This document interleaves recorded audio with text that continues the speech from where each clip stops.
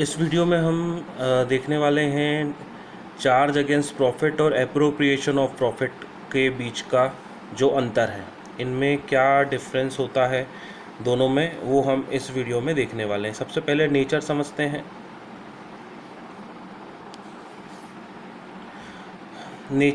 हैं। सबसे पहले charge against profit, it means deduction from revenue to determine net profit और लॉस। नेट प्रॉफिट और लॉस को डिटरमाइन करने के लिए हमें डिडक्ट करना पड़ेगा, मतलब इसके डिडक्शन के बाद में ही हमें नेट प्रॉफिट और लॉस निकलेगा। एप्रोप्रिएशन में क्या होता है? It means distribution of net profit for the year among partner under different heads as per partnership deed. अब इसमें जो है वो नेट प्रॉफिट को हम डिस्ट्रीब्यूट करते हैं और यहाँ हम नेट प्रॉफिट निकालते हैं।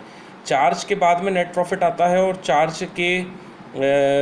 चार्ज करने के बाद में नेट प्रॉफिट आता है, और नेट प्रॉफिट के बाद में हम उसके जो भी हेड हैं उसमें डिफरेंट हेड जो भी हैं, जैसे आईओसी है, इंटरेस्ट ऑन कैपिटल है, सैलरी है पार्टनर की, वो यहाँ आता है। और इंटरेस्ट चार्ज अगेंस्ट प्रॉफिट में रेंट आ जाता है या लोन आ जाता है, अगर पार्टनर कोई लोन फॉर्म को देते हैं, उनका डिस्क्रिप्शन आता है, वो हम देखने वाले हैं। रिकॉर्डिंग कहाँ होगी? चार्ज अगेंस्ट प्रॉफिट रिकॉर्ड होंगे प्रॉफिट एंड लॉस अकाउंट में, और एप्रोप्रिएशन ऑफ प्रॉफिट रिकॉर्ड होगा profit and loss appropriation account में। प्रायोरिटी क्या है? It is done before appropriation of profit और it is done after accounting all the charges. मतलब charge हमें प्रॉफिट के पहले देना है, एप्रोप्रिएशन मतलब नेट प्रॉफिट निकालते समय सारे चार्जेस हमें दे देना है, पे बैक कर देना है, उसके बाद में हमारा नेट प्रॉफिट आना चाहिए। और इसमें क्या होगा, ये सारे चार्जेस के बाद में जो बचेगा वो एप्रोप्रिएशन में हम प्रॉफिट लेकर आएंगे या उसका डिस्क्रिप्शन लेकर आएंगे, जैसे इंटरेस्ट ऑन क्या, जैसे profit and loss appropriation account. Example है rent paid to a partner या इंटरेस्ट ऑन पार्टनर्स लोन, जो हमने डिस्कस किया, इंटरेस्ट ऑन पार्टनर्स लोन और रेंट, ये चार्ज अगेंस्ट प्रॉफिट है। एप्रोप्रिएशन में क्या है, मैंने अपनी पिछले वीडियो में भी आपको बताया है, salary to partner, interest on capital और transfer of profit to general reserve. General reserve में पैसा डालना, पार्टनर्स को सैलरी देना और इंटरेस्ट ऑन कैपिटल का पार्टनर को दिया जाना, ये सब profit and loss appropriation account का के अंदर आते हैं। तो ये सब एप्रोप्रिएशन है और ये हमारे चार्जेस है। मैं इसका फ़ोटो भी आपको भेज दूंगा, आप और बेटर उसको देख लीजिएगा। फिर भी कोई पॉइंट में अगर दिक्कत आती है तो आप मुझसे पर्सनली भी पूछ सकते हैं कांटेक्ट करके। तो अब हम शुरू कर रहे हैं treatment of interest on drawing. Interest on drawing हमारा बहुत ही इंपॉर्टेंट टॉपिक है इसमें, और इसका ट्रीटमेंट कैसे है ये हम इसमें देखने वाले हैं। इंटरेस्ट ड्राइंग्स को पर इंटरेस्ट निकालने की बहुत सारी मेथड हैं, क्वेश्चन टू क्वेश्चन वेरी करती हैं, क्वेश्चन के अकॉर्डिंग होती हैं। तो जिस क्वेश्चन में हमें जैसा भी पूछा जाए, जैसा करने के लिए कहा जाए, हमें उसका ट्रीटमेंट वैसा ही देना पड़ता है। तो प्रोडक्ट मेथड सबसे पहले इसमें है। प्रोडक्ट मेथड में क्या है, when drawings are made in unequal amount at different date, interest on drawing is calculated as. जब हम अनइक्वल अमाउंट अलग अलग डेट में, कभी भी कहीं भी किसी भी मंथ में अनइवनली जब हम निकालते हैं, तो उस पर जो हमें इंटरेस्ट निकालना होता है वो हम प्रोडक्ट मेथड के अकॉर्डिंग निकालते हैं। जैसा इस सवाल में एग्जांपल में आप समझ पाएंगे, अनइक्वल अमाउंट की बात हो रही है। जैसे 1 मई को आपको कॉलम बनाने पड़ेंगे, ये 4 कॉलम आपको ड्रॉ करने पड़ेंगे। यहाँ मैंने लाइन नहीं ड्रॉ की है, आप लोग कर लीजिएगा। डेट का कॉलम है, जैसे 1 मई को, जैसे कोई एक पार्टनर है, 1 मई को उसने, और आप ये जो कॉलम है इनको नाम भी दे दीजिएगा, जैसे डेट के कॉलम को A, अमाउंट के कॉलम को B, number of month up to 31 March, मतलब जब आपने ड्राइंग की तो कितने महीने 31 मार्च तक के लिए बचे हैं, उस कॉलम को C, और लास्ट वाले कॉलम को, प्रोडक्ट वाले कॉलम को D आपको मानना है। इनको आप नाम देंगे तो कैलकुलेशन थोड़ा सा आसान हो जाएगा। जैसे यहाँ मान लेते हैं कोई एक पार्टनर है जिसने 1 मई 18 को 2000 रुपये की ड्राइंग की। अब 1 मई को ड्राइंग करता है तो 31 मार्च तक आप जोड़िए, मई, जून, जुलाई, अगस्त, सितंबर, अक्टूबर, नवंबर, दिसंबर, जनवरी, फरवरी, मार्च, 11 महीने होते हैं। तो हम लिख देंगे 11 मंथ। 2000 रुपये इंटू 11 तो हो जाएगा टोटल अमाउंट 22,000। जैसा इसमें दिया है D is equal to B into C, B into C is equal to D. तो 11 दूना 22 या 11 टू ज़ा 22,000 होता है। 1 अगस्त 18 को ड्राइंग की है उसने 5,000 रुपये की। अगस्त तो अगस्त, सितंबर, अक्टूबर, नवंबर, दिसंबर, जनवरी, फरवरी, मार्च, 8 महीने बचते हैं। 8 5 ज़ा 40 वंस अगेन। सिमिलरली 30 सितंबर को तो सितंबर नहीं होगा, अक्टूबर, नवंबर, दिसंबर, जनवरी, फरवरी, मार्च, 6 महीने। 2 6 ज़ा 12। सिमिलरली 31 जनवरी 2 महीने, 6,000 रुपये की ड्राइंग की इसने, 12,000 रुपये। और 31 मार्च को ये ड्राइंग कर रहा है तो फिर तो कुछ बचता ही नहीं, क्योंकि मंथ ही ख़त्म हो, मतलब ईयर ही ख़त्म हो गया, हमारा ईयर एंड हो गया, तो यहाँ पर कुछ भी अमाउंट नहीं जाएगा। इन सबको टोटल आप करेंगे दैट वुड बी 86,000 और ये टोटल अमाउंट आपका आ गया 17,000 रुपये प्रोडक्ट करके। इसका ट्रीटमेंट किस तरह से होता है, इसका फॉर्मूला है, ये आपको याद करना रहेगा। बहुत ही सिंपल फार्मूला है, पहले वाले को छोड़कर दूसरे वाले को देखिएगा, ये थोड़ा सा इजी रहेगा। Amount into rate of interest, rate of percentage divided by 100 into 1/12। 1/12 इसलिए क्योंकि हम 1 महीने की ड्राइंग निकालेंगे इससे 1 महीने की हमें ड्राइंग निकालनी रहेगी। 1 महीने की ड्राइंग हम निकालेंगे, या 1 दिन की ड्राइंग या दिन के हिसाब से दिया हो तो 1/3, 365 डेज़। 5 दिन की निकालनी है तो 5/365 डेज़। 7 डेज़ की निकालनी है तो 7/365 डेज़। इस तरह से जो हम क्लास 11th में भी डिस्कस कर चुके हैं, देख चुके हैं इस टाइप के सवाल, डेज़ और मंथ के अकॉर्डिंग। तो ये 1 महीने की ड्राइंग हमें निकालना है। अमाउंट हमें दिया ही हुआ है, हमने निकाल लिया है अमाउंट 86,000 रुपीज़। 15% हमें दिया हुआ है। एग्ज़ाम्पल में यहाँ मैंने उसमें मेंशन नहीं किया है, पर मैं आपको इस बुक के इलस्ट्रेशन भी भेजूँगा, उसमें आप इस सवाल को भी देखेंगे। इसमें 15% हमने माना है कि रेट ऑफ इंटरेस्ट 15% है। 15% हम मानेंगे 1/12, तो टोटल हमारा हो जाएगा 1075 रुपीज़, जो हमें 1 महीने का हमारा इंटरेस्ट का आएगा। फिर इसके हिसाब से वो बढ़ता चला जाएगा, मई के आगे जून।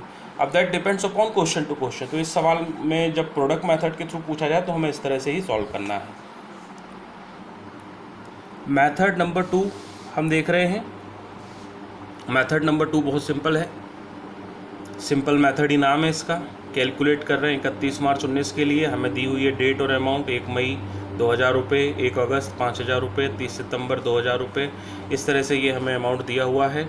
इसमें हमें निकालना है, डेट हमें दी हुई है, डेट के बाद अमाउंट का कॉलम हमें बनाना है, number of month up to 31 March. तो लगभग सेम सवाल है वो हम देख रहे हैं। 1 मई से के बाद 11 महीने बचते हैं, अमाउंट है 2,000 रुपये का, पर यहाँ हमें प्रोडक्ट मेथड नहीं करना है, इट्स ए सिंपल मेथड, इसका कैलकुलेशन डिफरेंट होगा। हमें ये सब लिख लेना है। अब मैंने एक अमाउंट निकालना है, रेस्ट ऑल आपको निकालने रहेंगे। इसके बाद जो मैंने कॉलम खाली छोड़ दिए हैं, ये आपको, ये जगह मैंने स्पेस छोड़ा है, ये आपको करना है। It will be your homework. कैसे करना है ये मैं बता देता हूँ। फॉर्मूला है इसमें भी once again, amount into rate of interest into 1/12 और 365, 1/12 और 365। तो वंस अगेन 2,000 रुपये का अमाउंट है। अब इसमें हमें प्रोडक्ट के थ्रू नहीं करना है, ये सिंपल मेथड है। 2,000 रुपये इंटू 15%, 15/100 इंटू 11/12, क्योंकि 11 महीने का है तो 11/12। दूसरा रहेगा 8/12, तीसरा रहेगा 6/12, इसके बाद वाला 2/12, और ये तो फिर कुछ कैलकुलेशन ही नहीं बनता। इस तरह से आपको इनका सारा कैलकुलेशन ड्रॉ करके अमाउंट लिखना है। यहाँ भी मैंने स्पेस खाली छोड़ा है, ये सिंबल है, ये साइन है कि ये आपको करना है। फॉर्मूले हमको माइंड में रखने पड़ेंगे, पैनिक होना नहीं है, घबराना बिल्कुल भी नहीं है। ये सब फॉर्मूलेज आपको रटना नहीं है, ये प्रैक्टिस के थ्रू अपने आप आ जाएंगे। कंडीशन नंबर 3 देख रहे हैं, ड्राइंग ऑन मंथली बेसिस। अब इसमें क्या होता है, फिक्स अमाउंट विड्रॉ किया जाता है पार्टनर के द्वारा बिगिनिंग में, मिडिल में और एंड में। तो मैं आपको यहाँ बताना चाहूँगा, जब भी बिगिनिंग ऑफ द मंथ की बात होगी, बिगिनिंग ऑफ द मंथ यानी हम मानकर चलेंगे 1 तारीख, हमें ये अज्यूम करना रहेगा 1 फर्स्ट ऑफ ईच मंथ, कि 1 तारीख को वो पैसा विड्रॉ करता है, पैसा या प्रोडक्ट जो भी हो सकता है। पैसा या गुड्स विड्रॉल करता है फिक्स अमाउंट का। फिर मिडिल तो हम यहाँ मानेंगे 15th ऑफ ईच मंथ, और एंड ऑफ एवरी मंथ तो हम मानेंगे 30 या 31, क्योंकि कुछ महीने 30 के भी होते हैं। फरवरी की अगर बात करें तो 28 का भी होता है। तो हम ये मानकर चलेंगे एंड यानी कि लास्ट डेट, मिड यानी कि बीच की डेट 15 तारीख, और बिगनिंग यानी कि पहली डेट, हम ये मानकर चलेंगे तो हमारे लिए थोड़ा सा आसान होगा। हम अब डिस्कस कर रहे हैं drawing on monthly basis. Monthly basis तो हमें सबसे पहला देखना है कि हमारे पास साल में कितने महीने, 12 महीने होते हैं। साल हमारा शुरू होता है 1 अप्रैल से और चलता है 31 मार्च तक। तो हमको इन्हें 3-3 मंथ में डिवाइड कर लेना है। सबसे पहले अप्रैल, मई, जून, जुलाई, अगस्त, सितंबर, अक्टूबर, नवंबर, दिसंबर, जनवरी, फरवरी, मार्च। अब हमें सवाल में दिया रहेगा, मैं आपको इसके इलस्ट्रेशन वाले पिक्स या पिक्चर फ़ोटो आपको भेजूंगा, आप उसको सॉल्व भी कीजिएगा। बुक के फ़ोटोज़ मैं आपको भेज दूंगा इलस्ट्रेशन वाले, तो आपको थोड़ा सा समझने में आसानी होगी। फिक्स अमाउंट विड्रॉल हो रहा है बिगनिंग ऑफ एवरी मंथ। तो 1 अप्रैल को, तो अप्रैल पूरा है, अप्रैल पूरा इंटरेस्ट चार्ज होगा। 1 अप्रैल बिगनिंग ऑफ द मंथ है, तो अप्रैल से जोड़ेंगे 1 2 3 4 5 6 7 8 9 12। टोटल हम देखेंगे 1 2 3 4 5 6 7 8 9 10 11 12, तो हम लिख देंगे 12 महीने। हम इसमें इकोनॉमिक्स का जो हमने लास्ट ईयर स्टेट्स में पढ़ा है, मीन्स में आपने जो पढ़ा है sum of observation divided by number of observation, तो हम यहाँ 2 ही ऑब्जर्वेशन लेते हैं, पहला और आखिरी, फर्स्ट और लास्ट। तो पहले मंथ में जब वो विड्रॉल करेगा तो पूरा बच जाएगा, 12 महीने बचेंगे। इसके बाद में डायरेक्ट लास्ट मंथ में वो 1 तारीख को करेगा, तो 1 तारीख को जब वो विड्रॉल करेगा तो पूरा मार्च का भी महीना आ जाएगा, तो वो भी हम लिख देंगे। तो 12 + 1 = हो जाएगा 13, and 13 divided by 2 that would be 6.5 या 6.5 मंथ का एवरेज आएगा। तो एवरेज पीरियड आपका निकल कर आ जाएगा 6.5 या 6.5 मंथ का। इसका फॉर्मूला क्या होगा, total drawing into rate of interest upon 100 into 6.5/12। Compulsorily आपको 12 नीचे लेना पड़ेगा एवरेज पीरियड के साथ में। अब इस सवाल में या इस कंसेप्ट में कोई भी किसी भी प्रकार के कन्फ्यूज़न को लेने की आपको ज़रूरत नहीं है, क्योंकि फर्स्ट और लास्ट ऑब्जर्वेशन हम ले रहे हैं तो भी 6.5 आ रहा है। आप हर महीने का ले लोगे तो भी 6.5 आएगा, चाहे तो आप घर पे करके देखिएगा। जैसे अगर हम मानकर चलें तो पहले महीने के बाद कितने बचते हैं, 12 महीने। पहले मंथ के 1 अप्रैल को किया तो 12 महीने बचते हैं इंटरेस्ट के। फिर मई को किया, 1 मई को किया तो 11 बचते हैं, क्योंकि अप्रैल चला गया, मई का मंथ काउंट होगा। फिर मई के बाद में जून में हम करते हैं 1 जून में, तो फिर 10 महीने होते हैं। इस तरह से आप करते जाएंगे +1 तक, और डिवाइडेड बाय कितना ऑब्जर्वेशन है, 1 2 3 12 है। 12 से जब आप डिवाइड करोगे, यहाँ चूँकि हमने 2 ऑब्जर्वेशन लिए, आप इसमें 12 वाला भी करके देखिएगा तो आपका सॉल्यूशन आपको क्लियरली समझ में आ जाएगा। तो दोनों ही तरह से, पर ये लेंथी जाता है, इसलिए हम इसको सिंपल मेथड से समझते हैं। क्या, फर्स्ट ऑब्जर्वेशन और लास्ट ऑब्जर्वेशन। 12 + 1 = 13 डिवाइडेड बाय 2, तो 6.5 एवरेज पीरियड आ जाता है। दूसरा है हमारा middle of every month. Middle of every month मैंने आपको बता दिया था 15 तारीख हमें लेना है। अब 15 अप्रैल को हम विड्रॉइंग कर रहे हैं, तो आधा महीना तो गया, इसलिए हम क्या करेंगे, 1 2 3 4 5 6 7 8 9 10 11 और अप्रैल आधा, तो ये हो जाएगा 11.5, और मार्च आधा, तो ये हो जाएगा 0.5, क्योंकि 15 मार्च को ड्राइंग की, तो मार्च आधा। इस तरह से ये 12/2 दैट वुड बी 6। इस तरह 6 मंथ आपका एवरेज पीरियड आएगा। इसका भी फॉर्मूला सेम है,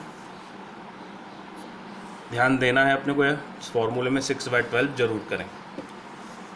लास्ट हमारा है end of every month. End of every month यानी अप्रैल एंड में हमने पैसा निकाला है, अप्रैल एंड में जब हम पैसा निकाल रहे हैं तो अप्रैल पूरा गया, तो बचते हैं 11 महीने, वो हम लिख देंगे 11।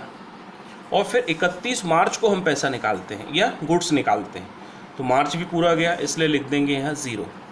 2 ऑब्जर्वेशन है, पहला और आखिरी, डिवाइडेड बाय 2, दोनों को आप करेंगे, ये हो जाएगा अपना 11/2 और दैट वुड बी 5.5 या 5.5 मंथ का एवरेज। और इसका भी फॉर्मूला आपका सेम रहेगा 6/12।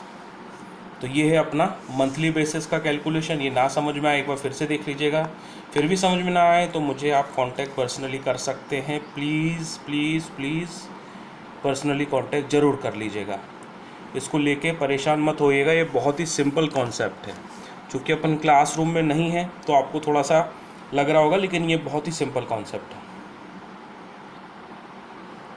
ड्राइंग की कंडीशन है अगली, कंडीशन नंबर 4, जिसमें ड्राइंग हम देख रहे हैं क्वार्टरली बेसिस पर। क्वार्टरली बेसिस पर ड्राइंग हो रही है, तो ये क्वार्टर है। हम जानते हैं एक साल में 4 क्वार्टर होते हैं, first, second, third and fourth. 3 महीने का एक क्वार्टर माना जाता है। इसमें भी फिर से वही है condition, 1 April. Mid of the quarter में यहाँ कंडीशन है फर्स्ट, और मिड ऑफ द क्वार्टर में फिर से वंस अगेन 15, और फिर लास्ट 31 या 31। तो इसमें हम किस तरह से करेंगे, ये थोड़ा सा डिफरेंट जाता है बट है वैसा ही। इसमें हमें चूँकि क्वार्टरली बेसिस पे करना है, इसलिए हम क्वार्टर काउंट करेंगे। तो पहले मंथ के बाद में कितने क्वार्टर हैं हमारे पास, पूरे 12 महीने बचते हैं क्वार्टरली बेसिस पर, इसलिए हमने 12 लिख दिए। 1 अप्रैल को हमने ड्राइंग की 12। अब यहाँ ड्राइंग नहीं कर रहे हैं हम, यहाँ ड्राइंग नहीं करते हुए हम कहाँ ड्राइंग कर रहे हैं, यहाँ ड्राइंग कर रहे हैं। जनवरी को हम ड्राइंग कर रहे हैं बिकॉज क्वार्टरली ड्राइंग है। पहले क्वार्टर में ड्राइंग की, अप्रैल में ड्राइंग की, फिर जुलाई में ड्राइंग की। क्लियरली बोला गया बिगिनिंग ऑफ एवरी क्वार्टर, अप्रैल, जुलाई, अक्टूबर और जनवरी। तो हम अप्रैल और जनवरी ले रहे हैं, जुलाई और अक्टूबर नहीं ले रहे हैं, इसलिए हमने पहला और फर्स्ट और लास्ट ऑब्जर्वेशन हम यहाँ लिखेंगे। तो पहले जो ड्राइंग के बाद में 12 महीने और दूसरी ड्राइंग के बाद में 3 महीने बचते हैं, बिकॉज 3 महीने का एक क्वार्टर होता है और हम क्वार्टरली ड्राइंग कर रहे हैं, यानी हम साल में 4 बार ड्राइंग कर रहे हैं। पिछले वाले में मंथली बेसिस था तो हम साल में 12 बार ड्राइंग कर रहे थे, अभी यहाँ हम साल में 4 बार ड्राइंग कर रहे हैं। इसके लिए अप्रैल के करने के बाद में 12 महीने और जनवरी के में करने के बाद में 3 महीने बचते हैं, जनवरी, फरवरी, मार्च। इसका कैलकुलेशन भी 12 + 3 बिकॉज 3 महीने हैं, 7.5 दैट एवरेज पीरियड रहेगा हमारा 7.5 या 7.5 मंथ का। इसका फॉर्मूला भी सेम है, डिवाइडेड बाय 12 जरूर ध्यान रखिएगा। अगला आ रहा है हमारा fix amount in middle of every quarter. Middle of every quarter मतलब 15 मई, 15 मई, 15 अगस्त, 15 नवंबर और 15 फरवरी, इस तरह से हम कर रहे हैं। अब 15 मई कर रहे हैं तो अप्रैल गया, अप्रैल पूरा गया, मई आधा, तो कितने महीने बचते हैं, ये 10 महीने और प्लस आधा, मई का मंथ आधा बच रहा है तो 0.5, तो 10.5।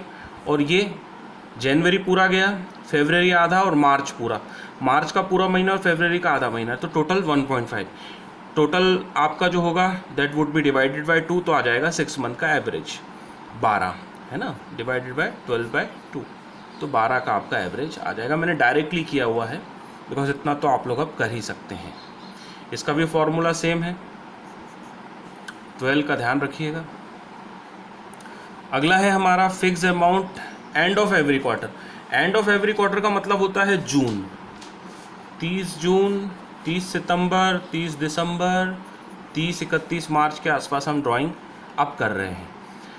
तो पहले क्वार्टर के बाद में कितने महीने बचते हैं, 9 महीने बचते हैं, और लास्ट क्वार्टर के एंड में कर रहे हैं तो भी कुछ नहीं बचता, 0 बचता है, दैट इज़ वाई 9/2, 4.5 और 4.5 मंथ का हमारा एवरेज पीरियड आता है। तो interest on drawing, total drawing हमारा 4.5/12 मंथ का एवरेज आएगा। ये रहेंगे आपके फार्मूला, जिसके सवाल आपको मैं भेजूँगा, आप उसमें देखिएगा, आपको क्लियरली समझ में आ जाएगा। बहुत ही सिंपल कॉन्सेप्ट हैं। तो हमने पहले डिस्कस किया था मंथली बेसिस और अभी हमने डिस्कस किया क्वार्टरली बेसिस। अब हम देखने वाले हैं condition 5, drawing on 6 monthly basis. अब जो 6 मंथली बेसिस के बीच में होती है, तो ये 12 महीने तो हमारे हैं। अब किसी भी महीने में 6 महीने के बेसिस पर अगर कोई पार्टनर ड्राइंग करता है, किस तरह से, तो हमने यहाँ पे अलग से बना लिया है जुलाई, अगस्त, सितंबर, अक्टूबर, नवंबर, दिसंबर।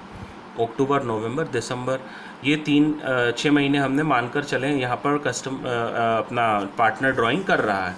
कोई भी महीने आप मान सकते हैं, शुरू के 2 महीने मान सकते हैं। 6 महीने का एवरेज हमारा, आई एम सॉरी,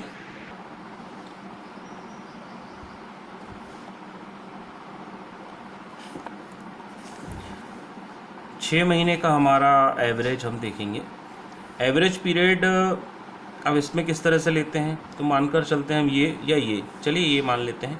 अप्रैल, मई, जून, जुलाई, अगस्त, सितंबर तक ही कोई हमारा पार्टनर ड्राइंग करता है, तो 6 मंथली देख रहे हैं। During 6 month, fix amount in the beginning of each month. फिर से वंस अगेन, 1 अप्रैल को निकालेगा तो अप्रैल पूरा, मई पूरा, जून, जुलाई, अगस्त, सितंबर, 6 महीने, तो 6। और फिर सितंबर में निकालेगा तो सितंबर पूरा, 1 सितंबर को निकाल रहा है तो पूरे सितंबर मंथ का इंटरेस्ट से भरना पड़ेगा। तो 6 + 1 divided by 2, that would be 7/2। 3.5 का एवरेज आएगा, 3.5 मंथ का एवरेज आएगा। पर यहाँ भी 6 मंथ की भले ही है, पर हमें इस बार इधर भी इसके नीचे 12 का ही एवरेज लेना है। जब हम एवरेज पीरियड में डिवाइडेड बाई 12 ही हमें करना है। इसी तरह से मिडिल में, तो मिडिल में भी यही है।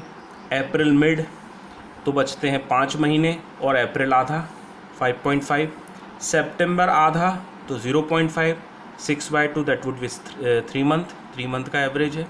और जो लास्ट मंथ का आएगा उसमें भी वही है। अप्रैल के 30 अप्रैल तो 30 का इंटरेस्ट नहीं देना है, और उधर सितंबर का इंटरेस्ट नहीं देना है। तो अप्रैल हटाने के बाद में 5 महीने, और सितंबर हटाने के बाद में 0 मंथ, है ना। इस तरह से ये 2.5 मंथ का एवरेज आएगा। इसके सवाल मैं आप लोगों को भेजने वाला हूँ, आप लोग सॉल्व कीजिएगा। दिक्कत आएगी तो आप फिर मुझे पूछिएगा। मैं इलस्ट्रेशन ही पहले आपको भेजूँगा। इलस्ट्रेशन मैं भेज इसलिए रहा हूँ कि थोड़ा सा आप खुद से एफर्ट करें।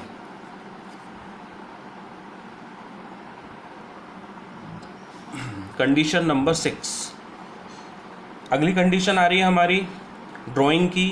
If date of withdrawal is not given, then interest on total drawing for the year is calculated for 6 months on the average basis। ये अभी हमने पिछले वीक में जो सवाल किए थे, इसके पहले वाले वीडियो में मैंने आपको इसके सॉल्यूशन में डिस्कस किया है।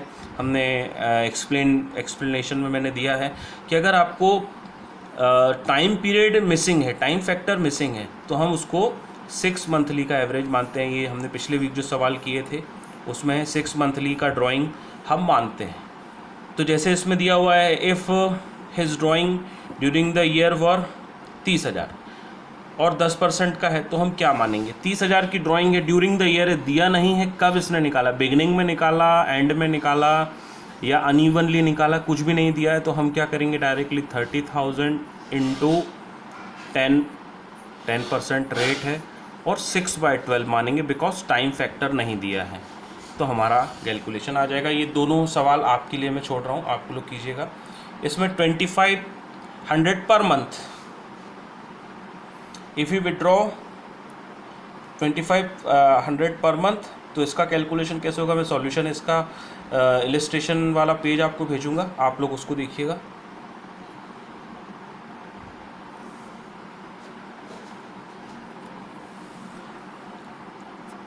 लास्ट कंसेप्ट है कंडीशन नंबर 7, ये लास्ट है। When rate of interest is given without the word per annum और पीए, इंटरेस्ट इज चार्ज विदाउट। अब आपको इससे ये समझ में आ रहा होगा कि हमें बहुत केयरफुली सवाल को पढ़ना है, क्योंकि अगर पर एनम मिसिंग है तो फिर ये कैलकुलेशन पूरे साल भर का हो जाएगा, 6 महीने का नहीं होगा, बिकॉज ड्यूरिंग द ईयर है, टाइम फैक्टर भी नहीं है, टाइम फैक्टर भी मिसिंग है और पर एनम भी मिसिंग है। तो हम इसको साल भर का मान लेंगे, मतलब ये 6 महीने का नहीं, साल भर का ही कैलकुलेशन जाएगा, बिकॉज पर एनम मिसिंग है, पर एनम नहीं दिया। पहले वाले सवालों में हमें पर एनम दिया हुआ है, ठीक है ना। कैलकुलेशन हमें जो है इनमें पर एनम दिया हुआ है। ये सवाल में मैंने थोड़ा सा रफली लिखा है, जो आपको सवाल मिलेंगे उसमें आप देखेंगे यहाँ पर एनम ये लिखा हुआ पर एनम दिया हुआ है, यहाँ पर एनम नहीं दिया हुआ है। ये देख लीजिए आप, 10% डायरेक्टली दिया हुआ है। तो पर एनम नहीं दिया हुआ है तो हम इसको साल भर का कंसिडर करेंगे। कितना परसेंट है? 10%। तो हम 6 महीने का नहीं करके साल भर का करेंगे, यानी कि इट वुड बी 25,000। अब ये हमारा आखिरी कंसेप्ट था इंटरेस्ट ऑन ड्राइंग के बेसिस पे। मैं इसके आपको फ़ोटो भी भेजने वाला हूँ इस वीडियो के पीछे। पहले ये वीडियो मैं आपको शेयर करूँगा, इसके बाद में फ़ोटोज़ भेजूँगा। बुक के इलस्ट्रेशन के फ़ोटोज़ हैं और क्वेश्चंस भी मैं आपको भेजने वाला हूँ, तो उनको आप सॉल्व करने की कोशिश कीजिएगा और थोड़ा सा एक्टिव हो जाइए। बिकॉज मैं जहाँ तक देख रहा हूँ मुझे व्यूज़ नहीं मिल रहे हैं। आप लोग समझ नहीं रहे हैं। अगर हमारे कंसेप्ट जैसे जैसे अभी शुरू हुए, ये जब हम थोड़ा सा आगे बढ़ेंगे तो बाद में मुझे आपको हेल्प करना बहुत मुश्किल हो जाएगा। इसलिए आप लोग प्लीज़ थोड़ा सा केयरफुल रहें और थोड़ा सा अलर्ट हो जाएं। Thank you.